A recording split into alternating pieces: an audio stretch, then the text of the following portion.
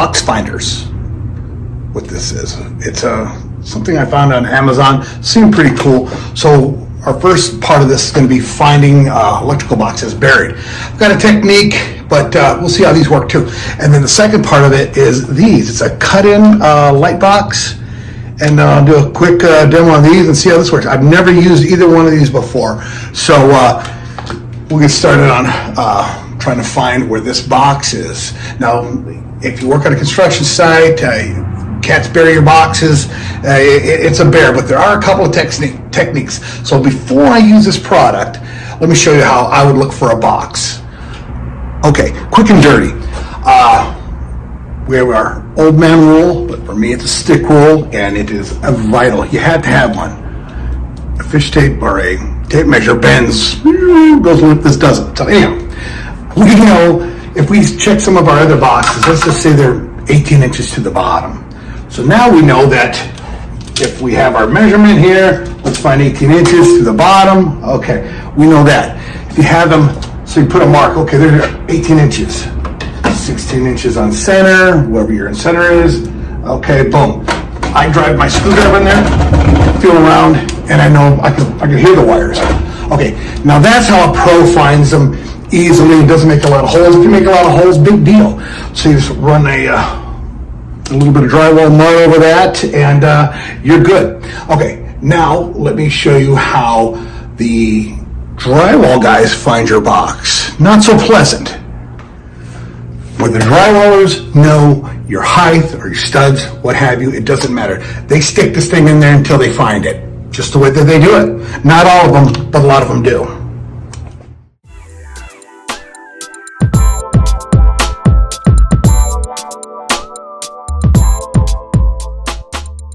That might be an over-exaggeration of what they do, but I've seen it, and I've seen it look like this when they're done too. But we could care less about the drywall. The thing is, just gouges the shit out of our wires. And if they use this as a general practice and gouging wires, you plug and switch the house and half the house or half that circuit is out, you know why? Because some of these are just hanging on by a thread. So that's why we came up with, or we didn't come up with anything.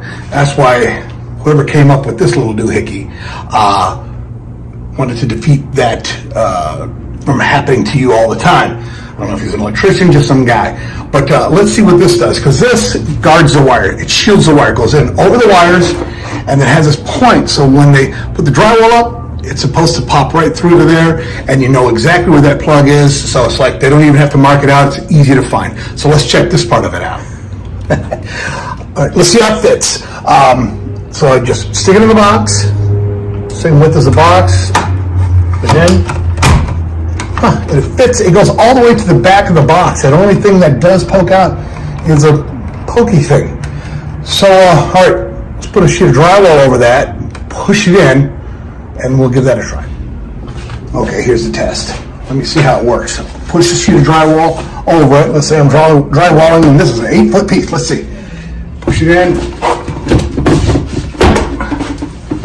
Well, I see the indentation, so I know that that's the center of the box. So let me screw this in and then route around that and see how that works.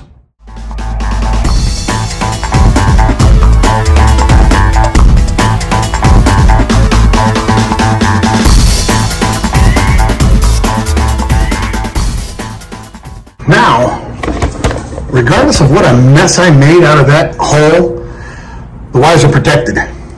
I'm not the drywaller. That's their job. My job is to keep my circuits intact. So this, it gave them the indicator that there's a plug there. If it ever got buried, we know that that bump out is what it is. Now there's other ways to find it. If you're drywalling, you could see the bump or whatever. I don't want to hear the electrician say, why would you do it this way? I'm just doing a product review on this.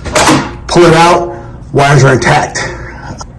A pack of 6 of these go for, I think, like $6. But, you know, if you got 100 of them, it gets to cost you a little bit. But if you're an electrician in the field, I think this is a pretty cool device, you know, so why not? It's for the protection, so why not?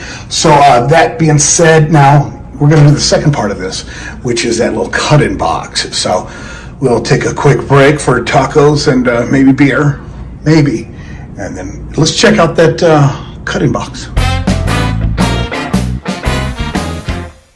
Okay, at first glance, this looks pretty neat. No need for a hole saw. I don't know how sturdy it is, but it didn't come with any directions, so all I see in there is a hex head, or it looks like something for a Phillips screwdriver. But I tried it, or Phillips screwdriver, like you'd ever do that, you'd be there all day. I tried putting that in there, and it spins, so maybe I guess I'm wrong, you know, but so a couple other things that I tried. Well, I got my nut driver for a socket, and I tried putting that in there, and it's not made for that either. It's more of a hex head, you know. Okay, so what did I do? I got a socket with a number 14 metric socket, and that seemed to fit like a glove, nice and sturdy. So, okay, so if you happen to have that laying around, I would think they'd have something more usable, more user-friendly for the homeowner, what have you, or the beginner. But let's give this a try. Let's cut that hole in there and see how well it holds up. Here we go.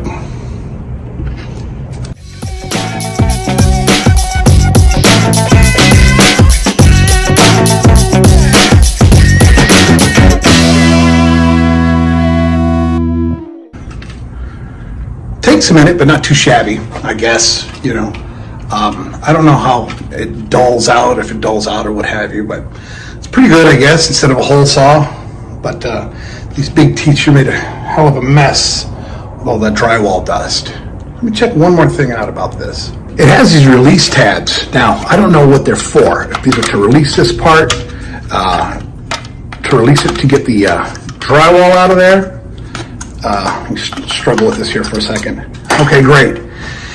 And it has these pins in the box. Now, okay, great, fits right back on or what have you. But you have to buy this in order to get this. Can you buy these alone? Because I don't want to buy a whole bunch of these. They're expensive a piece, like $6 a piece or so. We can get them for like $1.98. Just get a hole saw.